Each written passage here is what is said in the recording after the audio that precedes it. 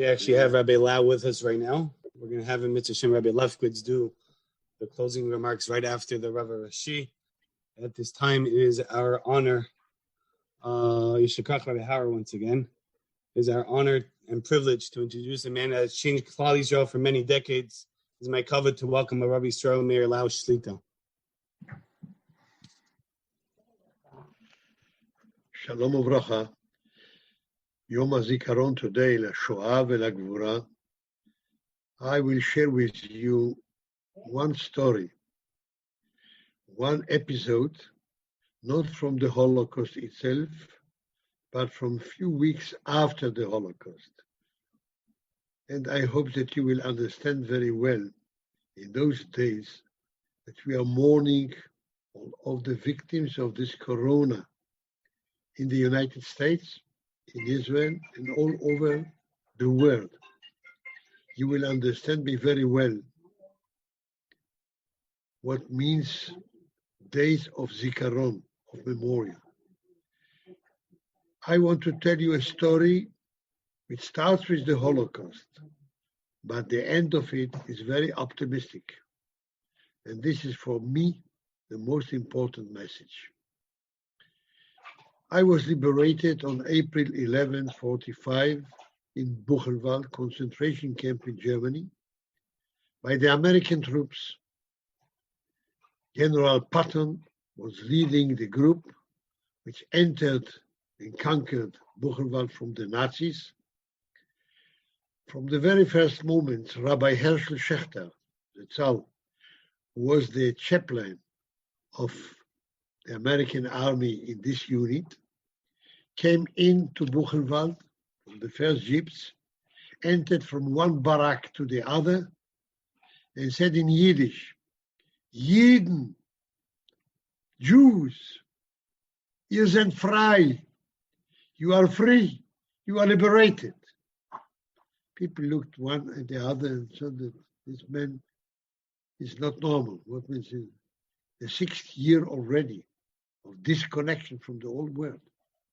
Never had a good word, never had good news. Liberated? How? By whom? And who is this guy? This uniform is unknown to each of us. And he said again, you are free.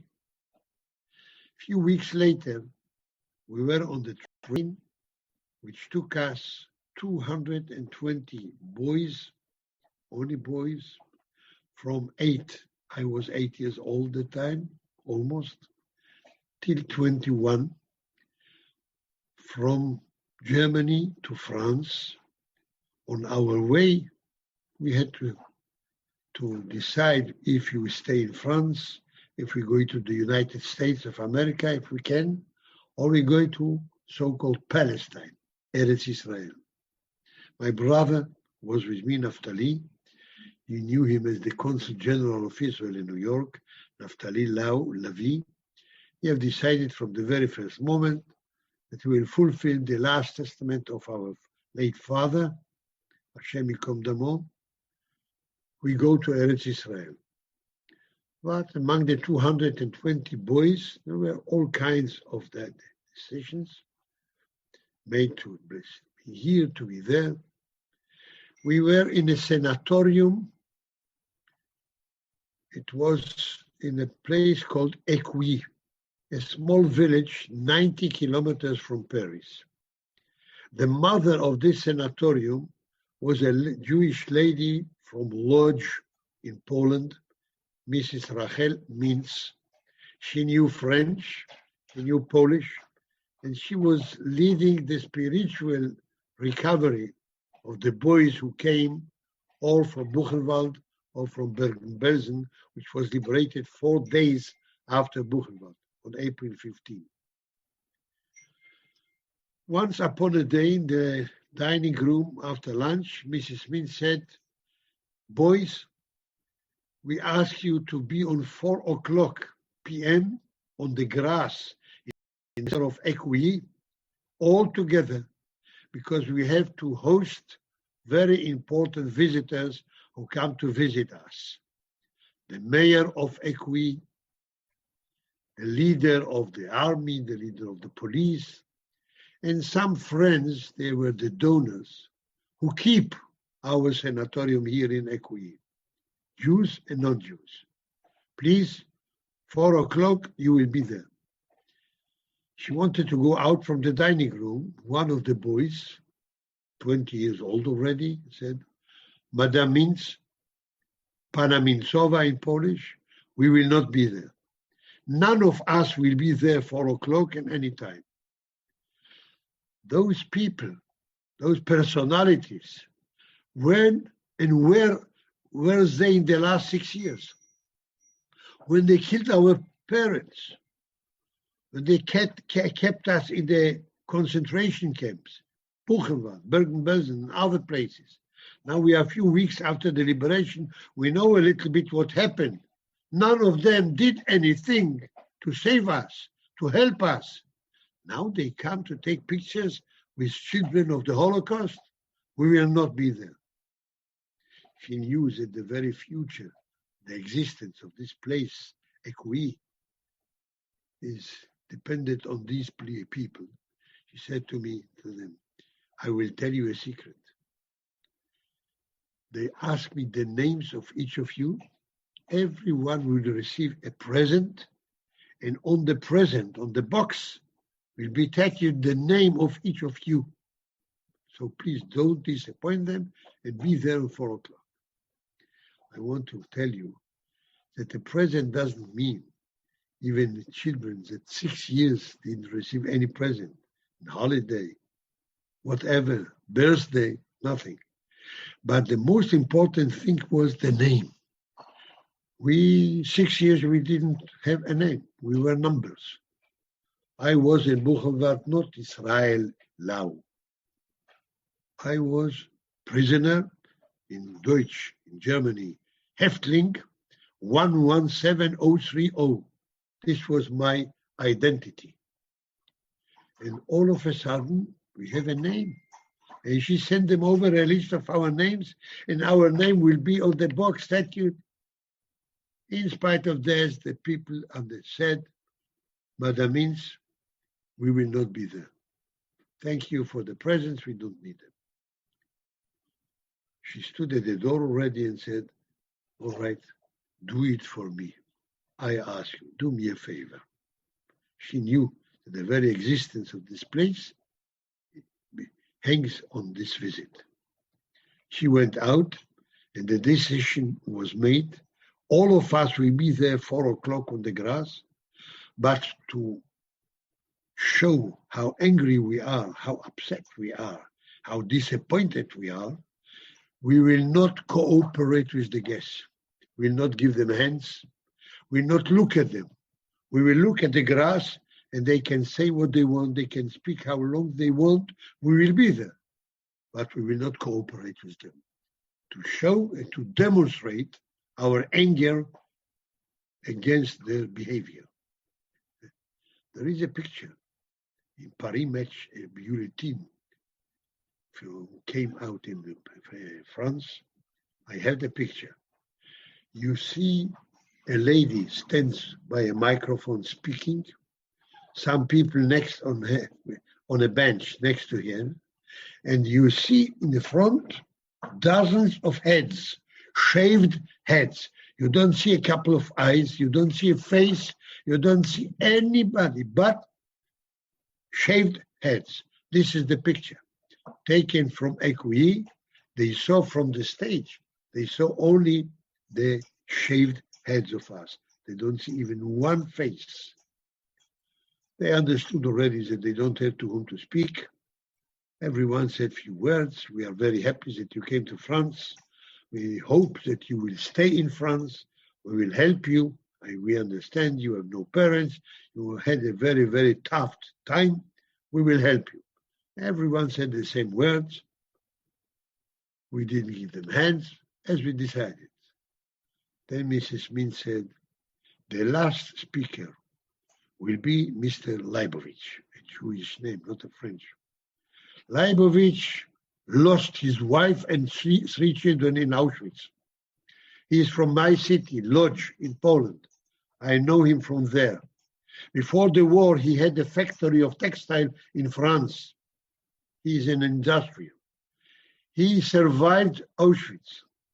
After the war, after the liberation, he came to France because he had no home in Poland anymore.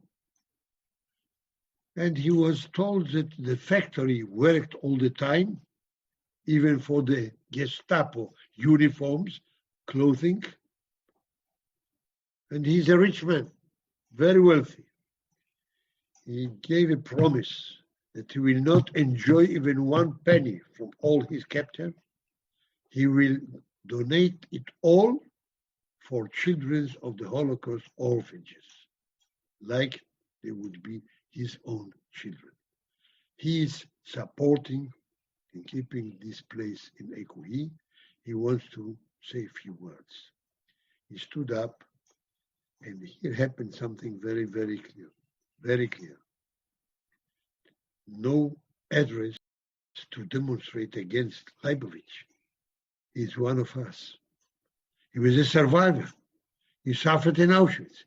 He lost a wife and 3 children.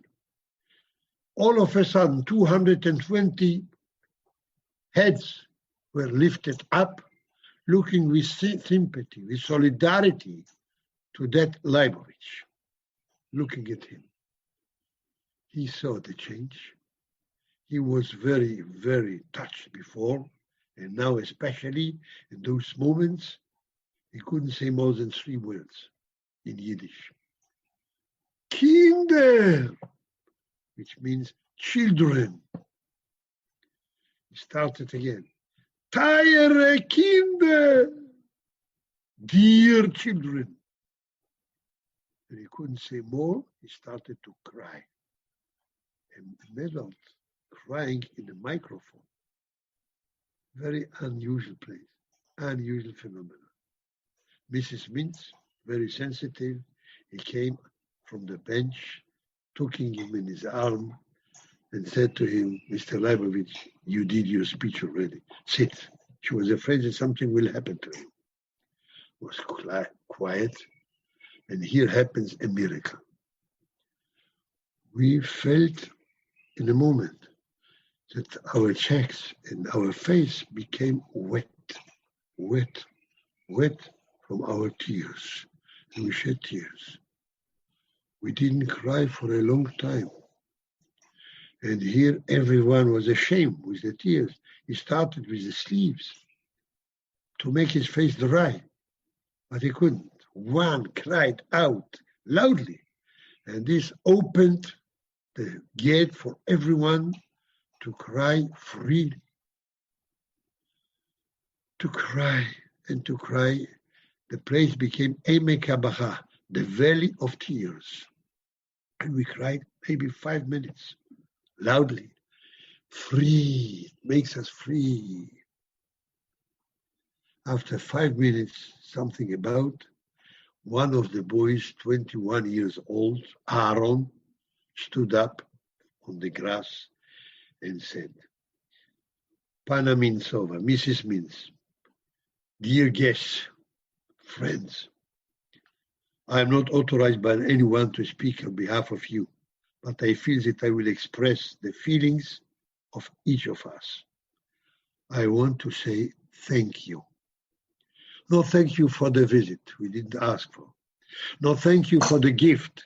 It was something from pasta, of teas and a brush with our names on the box. We didn't ask it.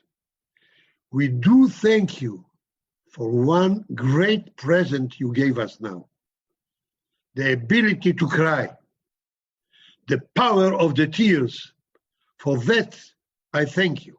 And I will explain myself, said Aaron. When they slaughtered my father, I was 16 years old. In my very eyes, I kept myself not to cry, not to give the Gestapo, the Nazis, the pleasure of seeing a Jewish boy crying. When I was beaten by them with the rubber gun 25 times, I didn't cry. I kept myself. I thought that maybe I'm not a human being anymore. last few weeks after our liberation in Buchenwald, I don't laugh, and I don't even cry, not one tear, a long time. Maybe that something is changed in my body. I have no heart, a human heart made of flesh and blood. Maybe it's a stone here. And if my heart is made of stone, I am not as a human being, will marry me. With girl will build with me a family. I will have no family, no children, no future. I lost my past in the war, and now I'm going to lose my future as well. So who am I? What will be with me? But 5 minutes ago, I have discovered that I am a human being. I am a mensch. I can cry. I can leave tears. And I know the secret that the one who can cry today has a chance to laugh and to smile tomorrow. We have a chance. We have a future. We are human beings. These tears are a great, great present that you brought us to Equi. Thank you. And before I sit on the grass again, I want to add a few words. Aaron, not me.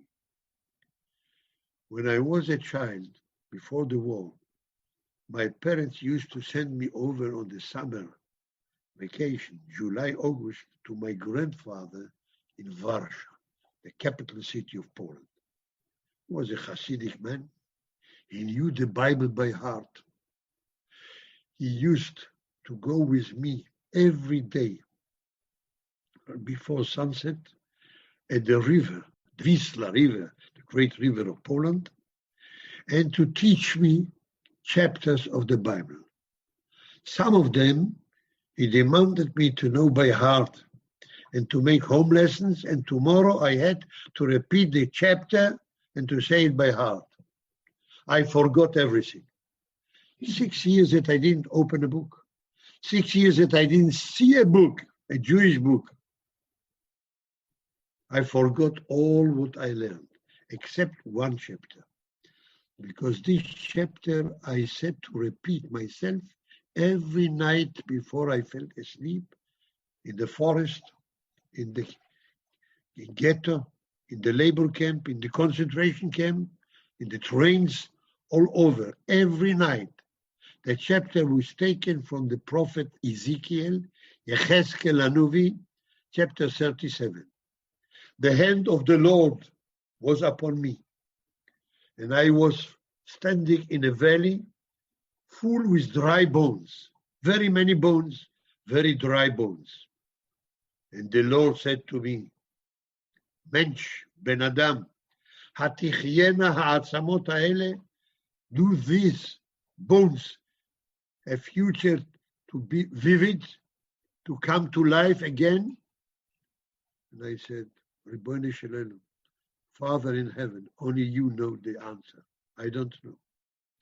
A blow of a wind came blowing in these bones, and they came one to the other and became skeletons, corpses with heads, legs, arms, bodies, but with no spirit of life. And the Lord said to me again, Hatichyena ha'atzamot ha'ele, do they have a chance to live? And I said again, Ribono Shel Olam, Ata yadata, only you know the answer. Another wind blowing came in these bodies, and the souls came in the bodies, and from the corpses they became human beings. They stood up, a great battalion. And the Lord said to me, Ha'atzamot ha'yeveshot, these dry bones, Kol Beit Israel Hema. They are the symbol of the Jewish nation. They say, Avda tikvateinu, we lost hope.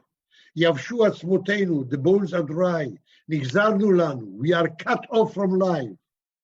So I tell them like this valley, Ani eten bachem ruach, I will give a spirit in you. You will be vivid. You will be full of vitality. I take you off from your graves and I bring you to the land of Israel.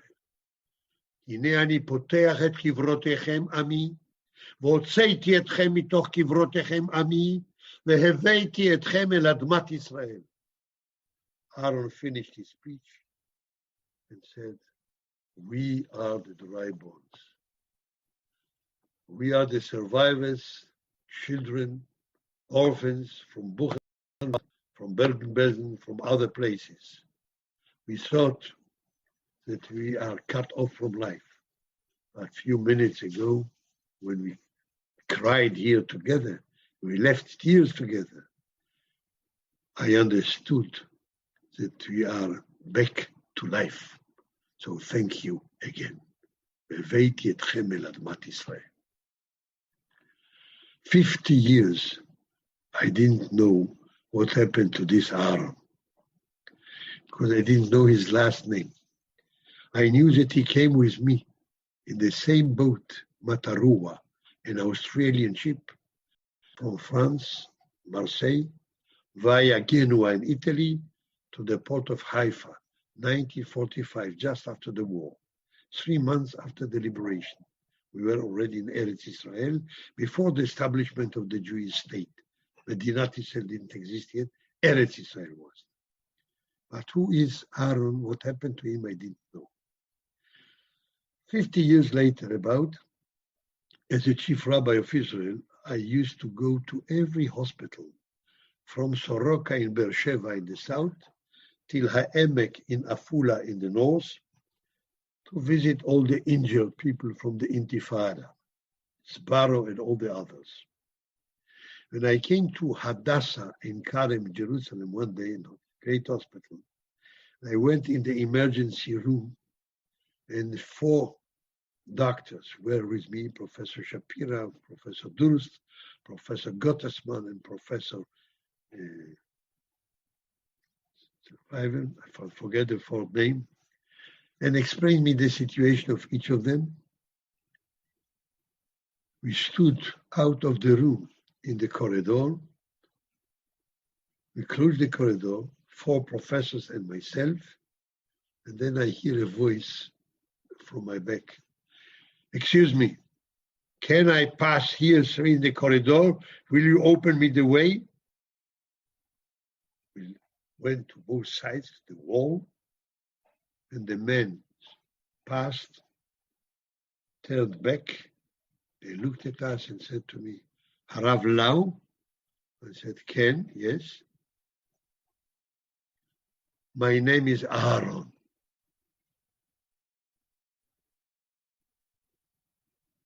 Aaron of Equi, I asked. He said, yes. Aaron of the dry bones, I asked. Right. And he started to cry and went away. The professors who knew him said to me, how do you know Aaron? What is Equi? Why dry bones? I told them the whole story that I told you now. This was Aaron, became a great personality in Hadassah in Karem. He wanted to be a doctor. He said to me on the telephone the same night, I saw so many victims. I saw a lot of bloodshed. I wanted to be a doctor, medicine, to give life, because I saw so many dead people. This is the story which in my eyes and my heart will be unforgotten. This is the story of optimism. From tears, you come to a smile. From destruction, you come to build a binyan, a family, a nation. From Holocaust to redemption. Bedamayich chayi. I know that you in the United States of America, and a little bit we here in Israel, we suffer over a month from this virus but at least this time is not against the Jews, not against Israel. It's an international problem. We are a part of the families all over the world. We pray to the Lord, to Ribono Shel Olam, Avinu Malkeinu, Mena Mageifa Menachalatecha. Avoid this epidemic from your nation, from your land. Avinu Malkeinu, Shma Koleinu, Chus Verachem Aleinu. Avinu Malkeinu, Shlach Refuah Shleima Lecholei Amecha. Bimehera Beyamenu. Amen.